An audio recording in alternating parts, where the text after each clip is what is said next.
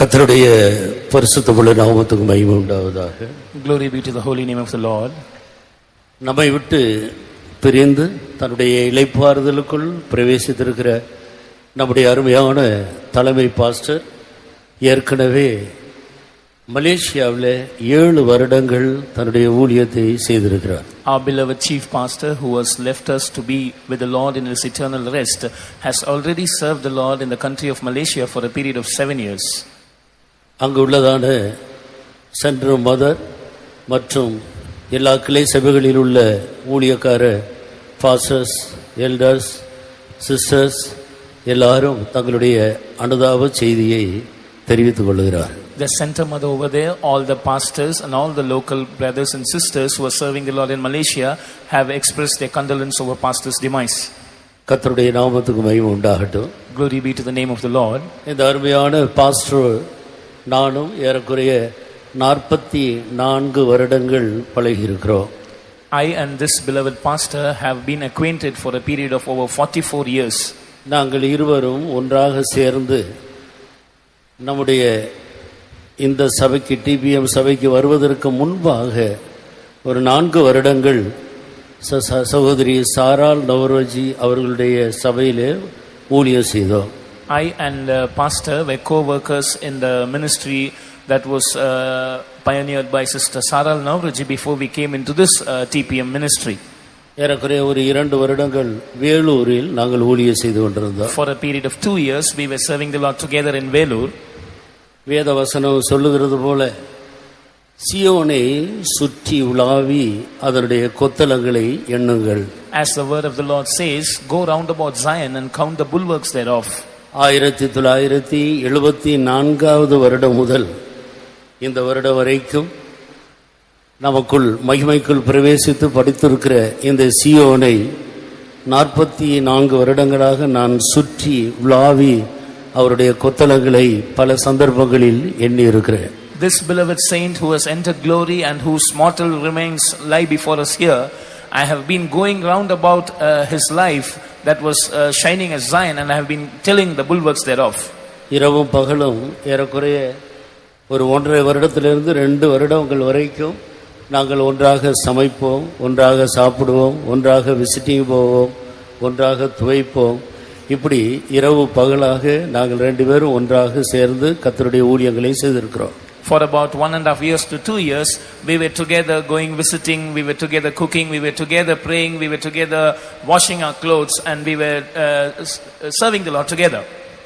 ஒரு தேவனுடைய ஊழியக்காரரை கர்த்தர் பிரித்தெடுப்பதனுடைய நோக்கம் குமாரனாகிய இயேசுவை இவர்களுடைய ஜீவியத்திலே வெளிப்படுத்தி காட்டும்படியாகத்தான் ஆண்டவர் ஊழியக்காரர்களை பிரித்தெடுக்கிறார். The primary purpose of the Lord separating the servants of God for himself is that he might reveal his son Jesus Christ through their lives. அவ்விதமாக கர்த்தராகிய இயேசுவை இவர் தன்னுடைய இந்த 44 வருடங்களாக இவர் மூலமாக வெளிப்பட்ட தெய்வீக சுபாவங்கள் ஏராளம். Even so, for this period of 44 years, the Lord Jesus Christ, in other words, the divine characters of the Lord Jesus Christ were revealed through his life. இந்த 44 வருடங்களாக அவருடைய வாழ்க்கையில் அவர் கோபப்பட்டதை ஒரு நாள் கூட நான் கண்டதே இல்லை. For about 44 years that I have been observing his life closely, I have never seen him getting angry, not even once. நான் சில சந்தர்ப்பங்களில் சத்தமாக பேசியிருக்கிறேன். I have lifted my voice out of anger and spoken many times. அந்த சந்தர்ப்பங்களில் அவர் சிரித்துக்கொண்டு அமைதியாக பதில் கொடுப்பார். At such time he used to have a smile on his face and reply in a very calm manner. ஒரு நாள் கூட அவர் பதஷ்டப்பட்டு எந்த ஒரு வார்த்தையும் அவர் கடினமாக பேசினதை என்னுடைய அனுபவத்தில் நான் பார்த்ததே இல்லை. In my experience, I have never seen him getting hasty and speaking angrily. எப்போதும் எல்லா பகுதியிலேயும் அவர் மிகவும் சுத்தமாக இருப்பார். In every aspect of his life, he used to be very clean always. கிச்சன்ல உள்ள பாத்திரங்கள் அழுக்கா இருக்கிறதை அவர் விரும்புகிறதில்லை. அதை எடுத்து அவரே கழுவி சுத்தமாக வைப்பார். He did not like the vessels in the kitchen being dirty, and when he sees such things, he immediately will wash them. தன்னுடைய துணியில கூட ஒரு சின்ன கரை இருக்கு அவர் விரும்ப மாட்டார். He will not wish to have even a little spot in his garments. நாங்கள் தங்கி இருந்த வீட்டை அடிக்கடி பெருக்கி சுத்தமாக வைப்பார். In the house that we stayed, he used to clean it very often, and that was very clean. அதுபோலதான் அவருடைய பேச்சு வார்த்தைகள் ஜீவியத்திலேயும் அவர் அதிக சுத்தத்தை விரும்பி ஜீவித்தவர். Not just outwardly, even in his words, in his walk of life, in his every aspect of his conduct with others, he preferred to be pure. சுத்தம் என்பது பரலோகத்திலிருந்து இறங்கி வருகிற ஞானத்தின் ஒரு பகுதி. Purity is one aspect of the wisdom that comes from above. அப்படினால் தேவன் தான் அந்த ஞானத்தை அவருக்கு கொடுத்து எல்லாருக்கும் மாதிரியாக உள்ளும் புறமும் ஒரு சுத்தமான ஜீவியம் செய்ய கர்த்தர் அவருக்கு உதவி செய்தார். God gave him that cleanliness inside out and enabled him to be a role model for everyone in that regard. யாவரோடும் சமாதானமாக இருப்பார். He used to be at peace with everyone. அவரோடு மனஸ்தாபம் உள்ளவர்கள் வருத்தம் உள்ளவர்கள் யார் என்று பார்த்தால் என்னை பொறுத்தவரையில் யாருமே இதுவரைக்கும் இருந்ததாக எனக்கு தெரியவில்லை. If you examine to find out someone who is having any bitterness or hatred towards pastor, I don't think so there will be anyone. ஆடம்பரமான ஒரு பொருளும் அவரிடத்தில் இருக்காது. He did not carry any lavish or any costly item with him. அவருடைய வாழ்க்கையெல்லாம் ரொம்ப simple லைஃபை அவர் பாதுகாத்து கொண்டார். All through his life he kept that simplicity. நாங்கள் அந்த வெளி சபையில ஊழியம் செய்த போது அந்த ஊழியத்தில் எங்களுக்கு ஒரு திருப்தி இல்லாத சந்தர்ப்பத்தை நாங்கள் உணர்ந்தோம். When we were serving the Lord in that other church, there was an instance when we felt that we could not get the real satisfaction out of the ministry. அந்த நாட்களில் இப்பொழுது இருக்கிற நம்முடைய இந்த சபையை குறித்த எந்த ஒரு நல்ல அபிப்பிராயமும் எங்களுக்கு இல்லை. Those days we did not have any good opinion about the Pentecostal Mission Church. உலகத்திலே எந்த சபைக்கு வேண்டுமானாலும் போகலாம், இந்த சிபிஎம் சபைக்கு மட்டும் போகக்கூடாது என்றுதான் நாங்கள் பல விதங்களில் போதிக்கப்பட்டிருந்தோம். We were admonished in many ways that you can go and join any church in the world except CPM. இந்த ஊழியத்திலே திருப்தி இல்லாத ஒரு நாள் நான் வேலூரில் ஞாயிற்றுக்கிழமை காலை ஆராதனையும் முடித்திருந்தேன். இவர் பக்கத்தில் உள்ள ஒரு பிரான்ச்சுக்கு சோளிங்கர் என்ற ஒரு இடத்துக்கு ஊழியத்துக்கு போய் ஆராதனை முடித்து அவர் இரவு திரும்பி வந்தார். When this was our story, once I was conducting the Sunday morning service in Vellore, when pastor had gone to conduct a church in one of the branches that was in Sholingar. அவர் வருவதற்கு முன்பாக நான் அவருக்கும் எனக்கும் சேர்த்து சமைத்து வைக்க வேண்டும். அடுத்த வாரம் நான் அங்கே போவேன், இவர் சமைத்து வைப்பார். Before he has to come back, I had to cook for both of us. The next week I had to go to Sholingar and he used to cook before I came. சமையல்ல கூட மிகவும் நன்றாக சமைக்கக்கூடிய கிருபை பெற்றவர். He had the grace to cook well. He was a very good cook as well. கர்த்தருக்கு ஸ்தோத்திரம். Praise the Lord. இப்படி இருந்த நாட்களில் நான் இவருக்கு தெரியாமல் நாம் இந்த ஊழியத்தை விட்டு போய் எங்கேயாவது இமயமலை பக்கத்தில் போய் சன்னியாசியாக ஊழியம் செய்யலாம் என்று சொல்லி நான் என்னுடைய துணிகளையெல்லாம் எடுத்து ஒரு பைக்குள் வைத்து அந்த நாங்கள் இருந்த வீட்டை பூட்டிவிட்டு அவருக்கு சமைத்து வைத்துவிட்டு சாவியை பக்கத்தில் உள்ள ஒரு விசுவாசியிடத்தில் கொடுத்து நான் பக்கத்தில் போய் வருகிறேன் என்று சொல்லிவிட்டு போய்விடலாம் என்று முடிவு பண்ணி சமைத்து வைத்துவிட்டு என்னுடைய துணியெல்லாம் எடுத்து வைத்து என்னுடைய பிரயாணத்துக்காக நான் ஜெபம் பண்ணி கொண்டேன். On that particular day, because I was quite dissatisfied with that ministry, I planned to go to the Himalayas and become a sannyasi, and I did not want to inform pastor about this, so I thought that before pastor would return, I should cook for myself and him, and I also packed all my baggage in order to start my journey. And I gave the keys of the house that we stayed to a believer who was nearby. ஜெபித்துக் கொண்டிருந்த போது திடீரென்று ஒரு சத்தம் எனக்கு கேட்டது. When I was praying, I heard a voice. அதற்கு முன்பு அப்படி ஒரு சத்தத்தை நான் கேட்ட பழக்கம் எனக்கு இல்லை. Prior to that, I did not have the experience of hearing such a voice. நீ என்னை போல ஜீவிக்க விரும்பினால் சிபிஎம்முக்கு போ என்ற ஒரு சத்தம் மிக தெளிவாக என்னுடைய காதில் தொனித்தது. I heard this voice very clearly ringing in my ears. If you want to live a holy life just like me, go and join CPM. அதே நேரத்தில் இவர் பஸ்ஸில் வந்து கொண்டிருந்த போது ஆண்டவர் அவரோடு பேசி நீ ஊழியம் செய்கிறது ஒரு அப்போஸ்தல ஊழியம் அல்ல, ஒரு அப்போஸ்தலருடைய ஊழியத்தில் நீ போய் ஐக்கியப்பட வேண்டும் என்று ஆண்டவர் அவரோடு பேசினார். At the same time, when pastor was returning from Sholinga, the Lord spoke to him right on the bus that the ministry that you are doing presently is not of an apostolic consecration, and you must go and join yourself with the fellowship of the apostles. நாங்கள் ஒருவருக்கொருவர் இந்த விஷயத்தை பகிர்ந்து கொள்ள முடியவில்லை. We could not share what the Lord had spoken to each of us personally with each other.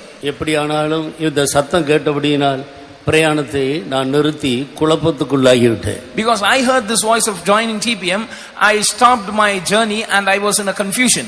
2 மாதங்களுக்கு பிறகு நாங்கள் 2 பேரும் ஹெட் குவார்ட்டருக்கு வந்தபோதுதான் அங்கு உள்ளதான பல குழப்பமான காரியங்களை கண்டு கர்த்தர் தான் நம்மோடு பேசியிருக்கிறார் என்று சொல்லி நாங்கள் இந்த நம்முடைய சபைக்கு வந்து சேர்ந்தோம். 2 months later, when we came to the headquarters of that church, we saw certain confusions over there, and then we assured ourselves that the Lord had indeed spoken to us to join TPM, and so we came to our mission.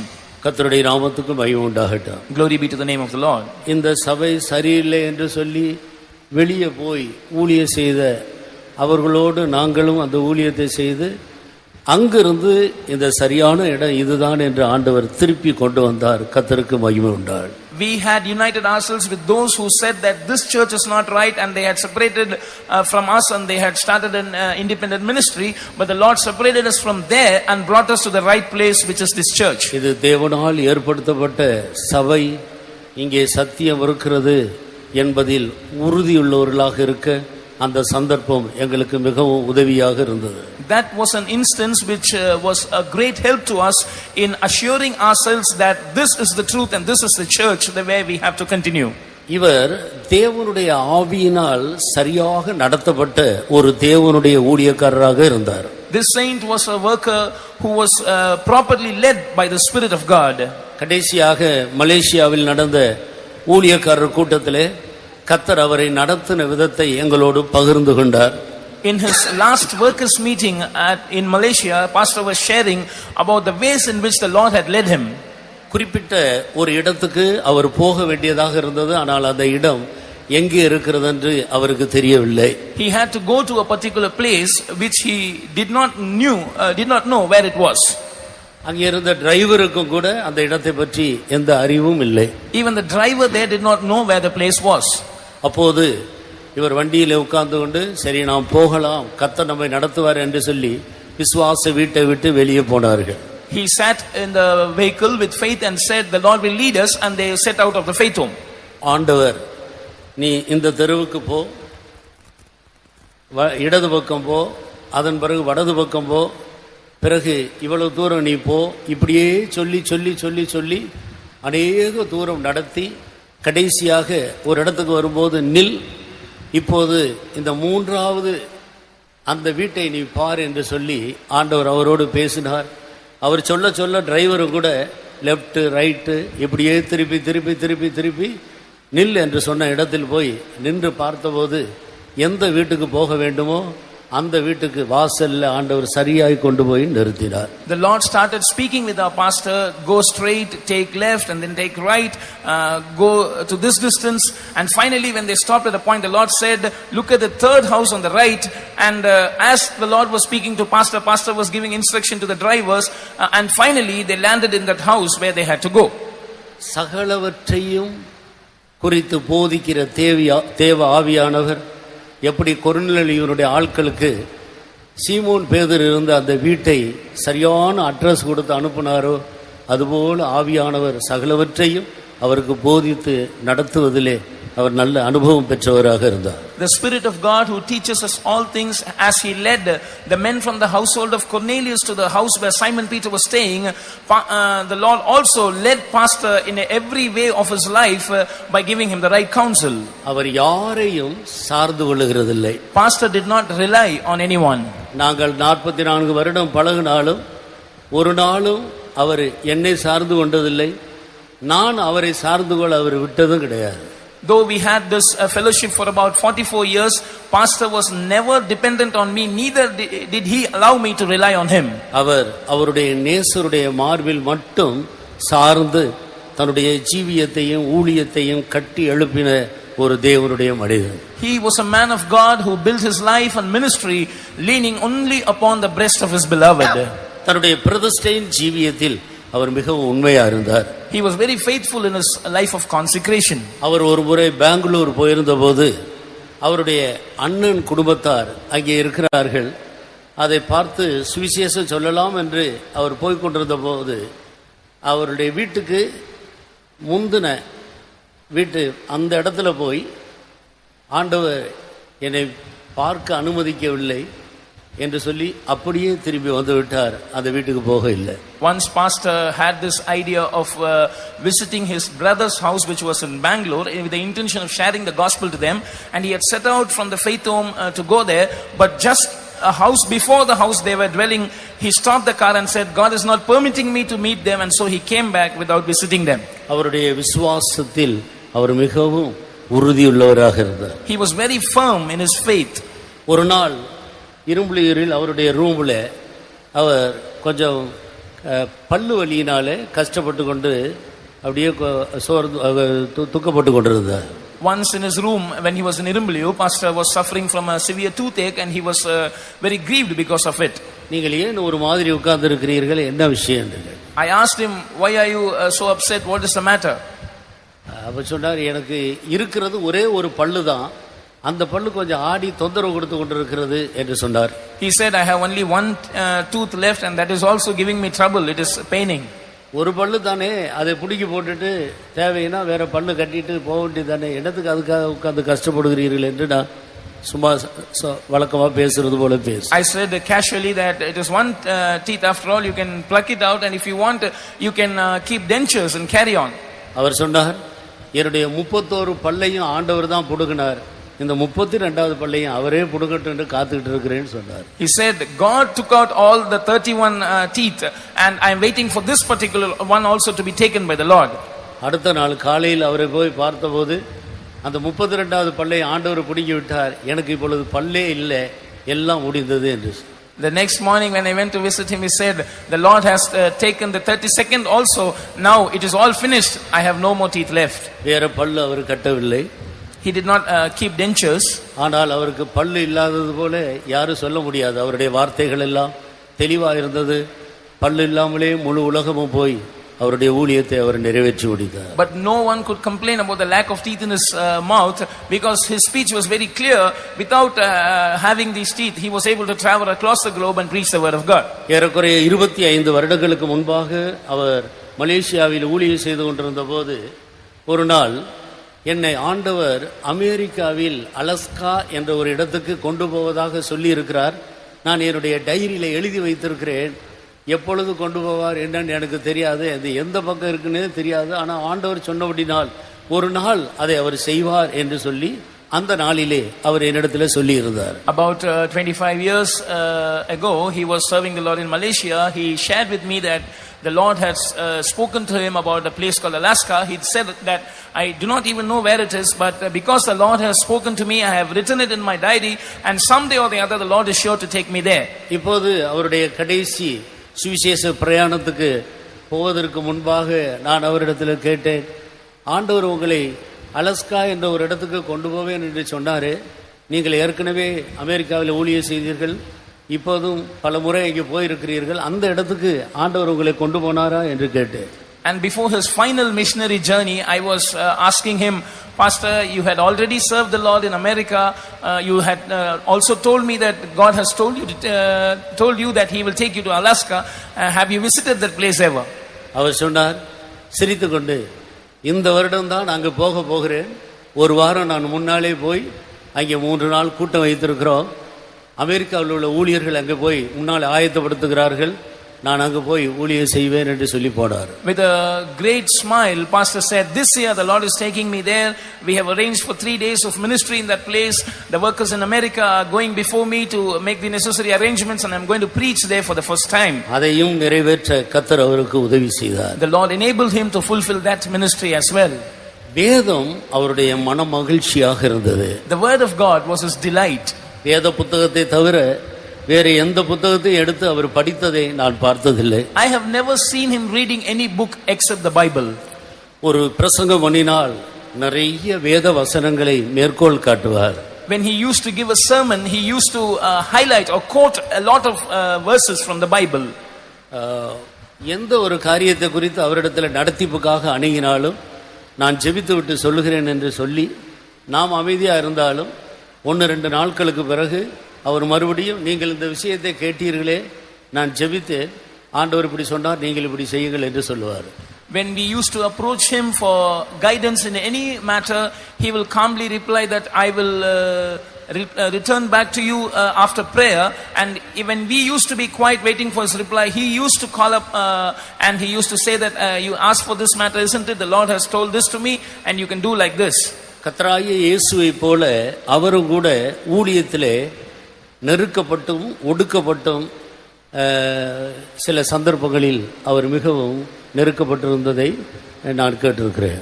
Just like the Lord Jesus Christ, I have also heard about his ministry that he was afflicted and oppressed several times. அமெரிக்காவில் இருந்த நாட்களில் அவர் நெருக்கப்பட்டதை குறித்து விசுவாசிகளின் மூலம் நான் கேள்விப்பட்டேன். When he was serving the Lord in the States, I heard about his afflictions through believers. ஆனால் இவரோ தன்னுடைய வாயை திறக்கவே இல்லை. But pastor did not open his mouth. கர்த்தர் அவரை அமைதியாக அழகாக நடத்தி சென்றார். The Lord led him in a quiet and beautiful manner. ஒரு சந்தர்ப்பத்தில் டெல்லி கன்வென்ஷனுக்காக நானும் போயிருந்தேன், அவரும் அங்கே வந்திருந்தார். Once I had to go for a Delhi convention and pastor was also there. அப்போது அவர் கொஞ்சம் சுகவீனப்பட்டு விட்டார். Pastor fell sick. அவரை டெல்லி கன்வென்ஷன் முடிந்த பிறகு ஏரோப்ளேன் மூலமாக சென்னைக்கு அவர் வர வேண்டியதாக இருந்தது. அவரோடு கூட நானும் அவருக்கு உதவியாக என்னை அழைத்தார், நானும் கூட வந்தேன். Pastor had to fly back to Chennai after the convention because he was sick. He requested me to accompany him and so I came as a help to him. பிளேன்ல இருக்கும்போது மிகவும் அடிக்கடி கஷ்டப்பட்டு வேதனைப்பட்டு கொண்டே இருந்தார். When we were on the plane, pastor was suffering severely. அது மூணு சீட்டு உள்ள பகுதி, நடுவில் அவர் இருந்தார், இந்த பக்கத்தில் நான் இருந்து அவருக்கு என்னால் முடிந்த உதவியை செய்து கொண்டிருந்தேன். அந்த பக்கத்தில் இயேசுவை அறியாத ஒரு மனிதன் உட்கார்ந்து கொண்டிருந்தார். It was a 3-berth seat and on the right side a man who did not know God was seated. Pastor was seated in the middle seat and I was in the left helping him whatever possible. சென்னைக்கு வருகிற வரைக்கும் இவர் கஷ்டப்பட்டு கொண்டிருந்தார். அதனால நான் அவர் இடையில ஏதாவது திட்டுவாரோ அவர் ஏதாவது சொல்லி விடுவாரோ என்று நான் பார்த்து கொண்டே இருந்தேன். ஆனால் சென்னைக்கு வருவதற்கு கொஞ்சம் முன்னால ஐயா யாரு, எங்க இருக்கிறாங்க, இவ்வளவு நல்லா இருக்கிறாங்களே, இவங்களுக்கு என்ன கஷ்டம் என்று அவர் ரொம்ப அன்பாக விசாரிக்க ஆரம்பித்து விட்டார். And I was hesitant that this man who did not know God will be troubled by pastor's sickness and he will shout something, but that man was very quiet and when we were about to get down he said this looks like a saint and what is the problem that he is suffering with. திடீரென்று அந்த விமானத்திலிருந்து பிரயாணம் செய்த ஒரு சகோதரி நிறைய நகையெல்லாம் போட்டுக்கொண்டு ஆடம்பரமான ஒரு வஸ்திரங்களை உடுத்தி கொண்டு திடீர்னு நாங்கள் இருந்த இடத்துக்கு வந்து ஐயாவுக்கு நான் ஏதாவது பணிவிடை செய்யணுமா என்று சொல்லி திடீர்னு அந்த சகோதரி கேட்டார். And there was a sister who was clad in very lavish garments and she was also having a lot of ornaments over her neck and she suddenly came near our seat and said can I serve this man of God in any way possible. அந்த சகோதரிக்கும் எங்களுக்கு எந்த சம்பந்தமும் கிடையாது. She was no way connected to us. யாரென்றே தெரியவில்லை. We did not know who she was. திடீரென்று எழுப்பி கம்பீரமாக வந்தார்கள். வந்து பக்கத்துல வந்து ஐயாவுக்கு நான் ஏதாவது பணிவிடை செய்யணுமா சொல்லுங்க, என்ன வேணாலும் நான் உதவி செய்யறேன்னு சொல்லி very boldly she came near us and said should I help this man of God in any way, please tell me. தேவனுடைய கண்களில் ஏராளமான கிருபை பெற்றவர், மனிதர்கள் எல்லாருடைய கண்களிலே அவர் அதிகமான தயவு பெற்றவராக இருந்தார். This saint who found grace in the eyes of God was also in favor in the eyes of men. சொல்லுவதற்கு எவ்வளவோ விஷயங்கள் இருக்கிறது, நான் சுருக்கிக் கொள்கிறேன். I had a lot of things to share about him but I want to end up my words. நீதிமான்கள் இந்த பூமியிலிருந்து எடுக்கப்படுவது இந்த பூமிக்கு அழிவு சமீபமாக இருக்கிறது என்பதை மிக தெளிவாக காட்டுகிறது. Righteous men being caught up from this earth denotes very clearly that this world is awaiting a judgment or destruction. Sodom கொமோராவிலே நீதிமான்கள் எல்லாம் ஆண்டவருக்கு பயந்தவர்கள் போன பிறகு கடைசியா லோத்து குடும்பத்தை சேர்ந்த 4 பேர் மட்டும் இருந்தார்கள். அந்த தேசம் அழிவுக்கு வந்தது. When all the devout men had left Sodom and Gomorrah, and finally only Lot's family, 4 of them were left there, and so a great destruction met that place. இந்த ஹால்ல இருக்கிற ஒவ்வொரு தூணாக நாம் உடைத்து கொண்டே வந்தால் இந்த ஹால் முழுவதும் உடைந்து போகும் என்று நாம் அறிந்திருக்கிறோம். We know that if we keep breaking the pillars of this hall one by one, finally this hall would collapse. நீதிமான்கள் எடுத்துக்கொள்ளப்படுகிறார்கள், ஒருவரும் அதை மனதில் வைக்கிறதில்லை. The righteous are taken away, and none taketh it to his heart. பரிசுத்தவான்களுக்காக, சபையின் தூண்களாயிருக்கிறவர்களுக்காக நாம் ஜெபிக்க வேண்டியது நம்மேல் விழுந்த பெரிய கடமை. It is our responsibility and duty to pray fervently for the saints of God, for those who are the pillars of the church. தொடர்ந்து இந்த சபைக்கு பொறுப்பாக இருந்து சபையை நடத்துகிற எல்லா பரிசுத்தவான்களுக்காக நாம் எல்லாரும் சேர்ந்து ஜெபித்து அவர்களுக்கு நல்ல ஆரோக்கியத்தை தரும்படியாக உதவி செய்வோம். கர்த்தர் நமக்கு உதவி செய்வாராக. Shall we all continue to pray and support the leaders who are going to guide the church, so that the Lord might give good health and strength to them and be with them?